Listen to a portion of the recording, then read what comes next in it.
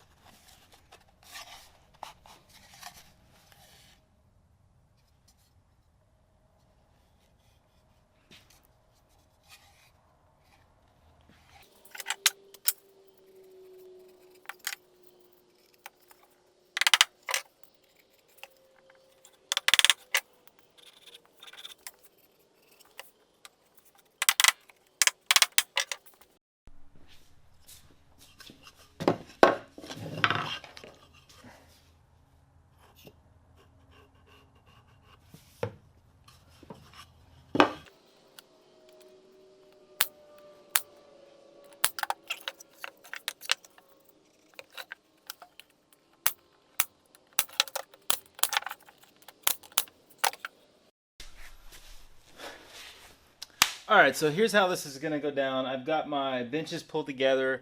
I've got my drawer screwed to my benches on the sides. So the front of the drawer is attached only by the joints. I've got a bolt going through, a little eye bolt and a carabiner. And then I'm going to get, I've got 4 10-pound weights here that I'm actually going to do like an impact test. So I'll pick the weights up and drop them, and we'll see which drawer can handle the impact the best. I'll start with the 10-pound. If it holds the 10-pound, I'll add another 10 pounds and do it again. I did already try to do the same kind of thing without the impact, just adding weight to it. Tried doing that with sand, and it actually held 260, in a total of 120 pounds of sand without any issues. So I kind of underestimated the amount of weight it was going to take to make these joints fail, because if this joint's holding that much, the other ones I think definitely will. So instead of trying to load up a bunch of weight on them, which gets kind of logistically to be a challenge, I'm just kind of let these fall, and it kind of creates this impact shock on them. Okay, let's give this first one a shot. Remember, we got 10 pounds. I'm going to drop it from 19 inches. No problem. Alright, I got the other 10-pounder rigged up. I'm going to hook it up. This will be a little noisy now because they're going to clash together. But that's alright. Okay, so this is 20 pounds falling from 19 inches.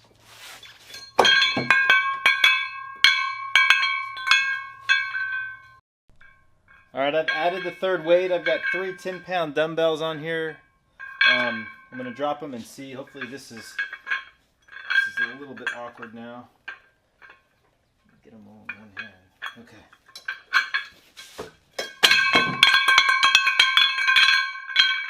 Okay, so the 30 pounds held it fine. I didn't hear any signs of cracking. So I'm on my last dumbbell. This is a total of 40 pounds.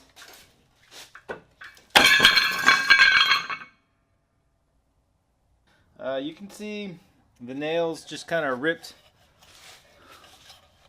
right through the front of the drawer box there, that side piece.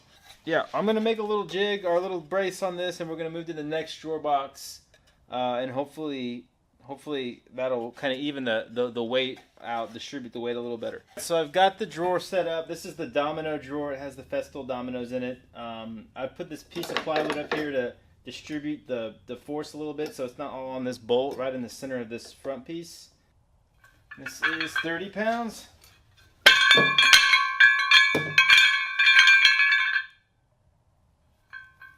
No problems with that. So here we are, the 40 pounds that broke the last drawer. We're going to try that right now.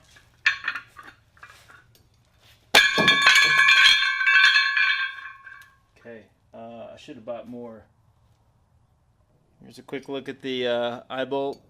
Completely pulled apart, bent out.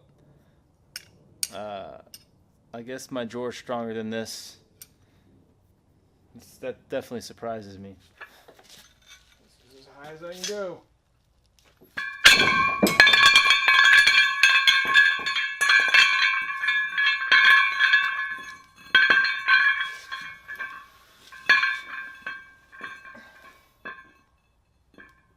Alright, this is kind of getting borderline absurd. I've been working at this for most of the day, and I've broken one drawer.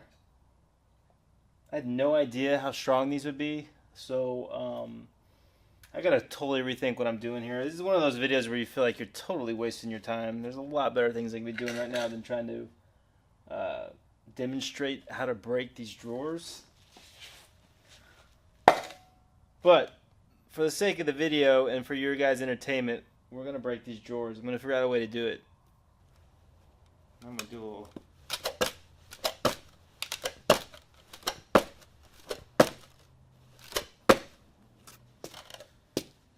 Huh.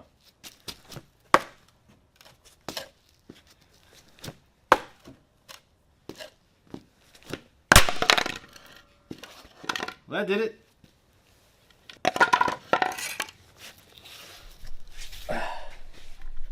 Actually kind of hurt, I'm not gonna lie. I think that piece of wood hit me in the leg.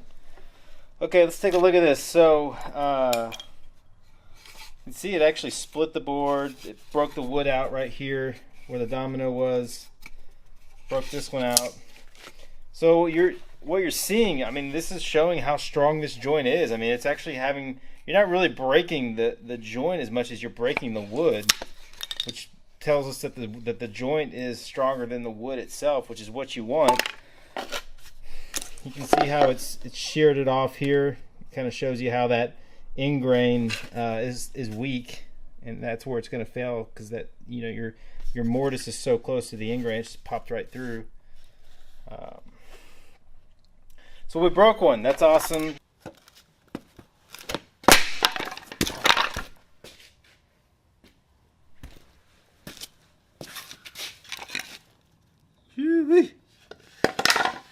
Man, that's a shock down my back. Good grief. I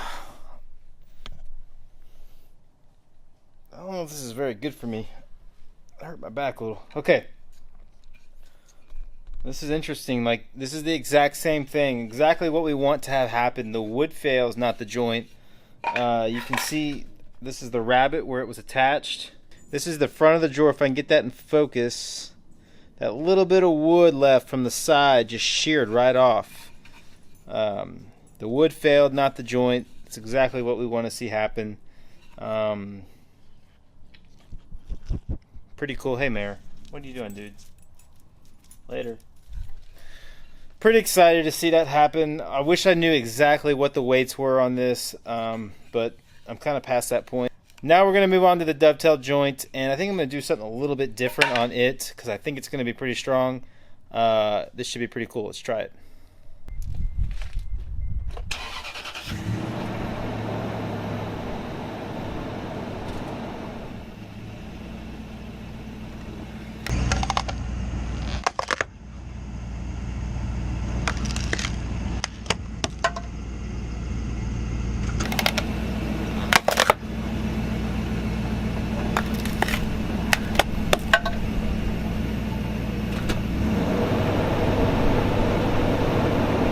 It broke it.